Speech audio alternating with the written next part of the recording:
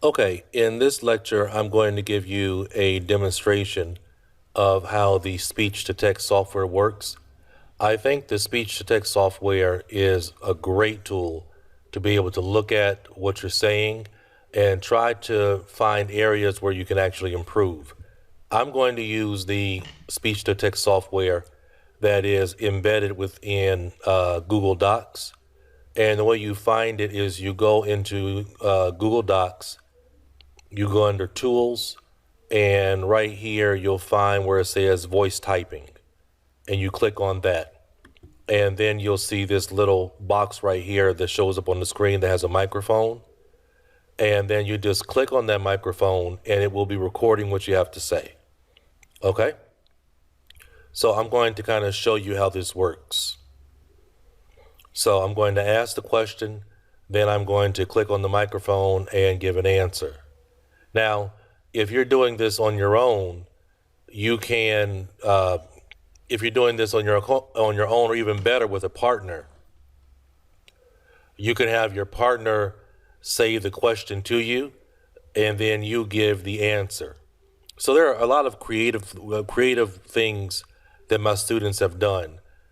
This even works if somebody is located in a different city than you or a different country from you, because you can literally have your cell phone with you, have your headphones plugged into your cell phone, and then you can have somebody in a different location say the questions to you like you're doing an exam, and then you are saying your answers directly into the speech-to-text software where it's going to write down what you're going to say. So there are so many different creative ways that you can use this to help you in getting ready for the speaking section of the test. All right, but I don't have a partner here with me, so what I'm going to do is I'm going to ask the question and answer the question. How did your parents choose your name? Well, that's actually a pretty funny story. From what I've been told, my parents were watching the 1969 Olympics, and there was this runner from Kenya named Kino Kipchoge, and they were really, really impressed by his feats during the Olympics. I guess they thought about it, and they said, well, we really like that part, Kino, and we're going to go ahead and name our first child Kino if it's a boy.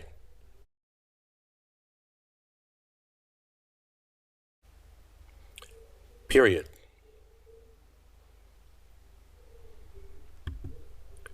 Right now, the one thing it doesn't do is it doesn't add in punctuation.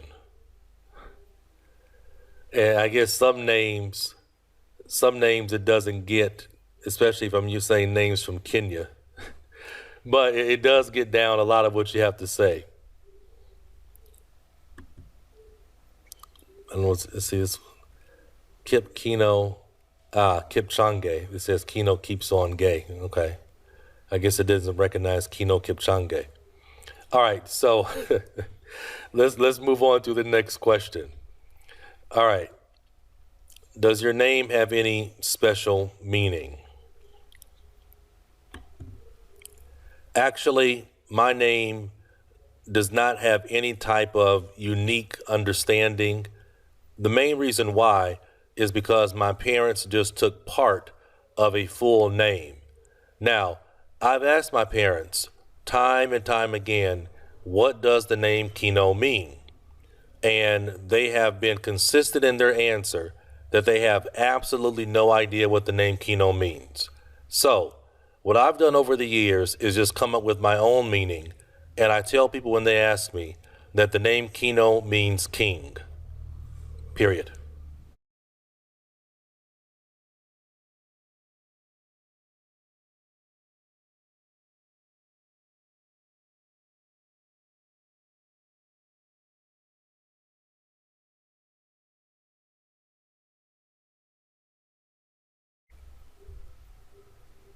Okay. Now let's get to the next question. If you could change your name, would you?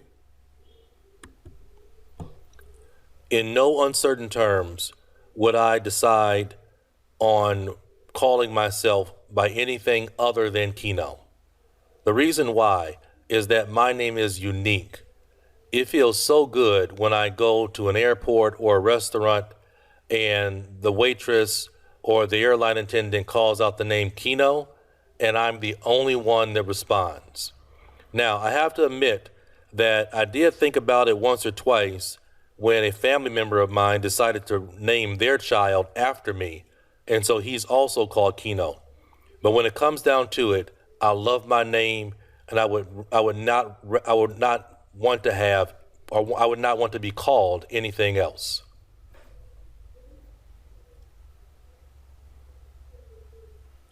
Period.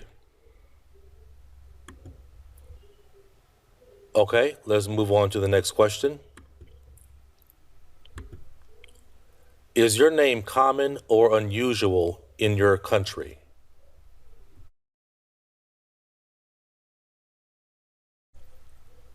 I would have to say that the name Keno is quite rare in the United States. I have been to all parts of the country, and I have never come across another person by accident who was actually named Keno. Now, as I mentioned before, I do have one cousin that was named after me. So, as far as I know, there are two Kenos inside of the United States. Period.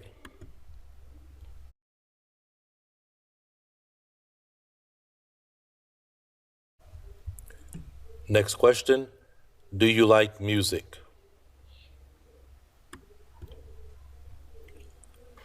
My life wouldn't be the same without music.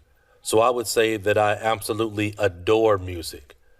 When I was a child, my father used to play music from bands and individual singers from the 1970s and 1980s. And I just have always had an affinity for music. Whenever I'm feeling down or sad, I can put on a song by Stevie Wonder and it immediately lifts my mood. So I would actually call myself a music lover.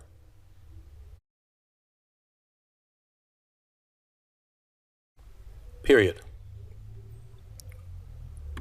All right, so I hope that everyone has had an opportunity to kind of see how the speech to text works. I think another benefit of the speech to text software is that it really helps you to test your pronunciation. Most of the words that I'm saying, the program is picking up on what I'm saying because of my pronunciation, and Google has a really good program for that.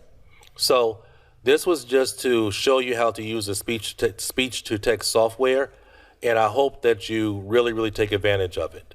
Take care. Talk to you soon.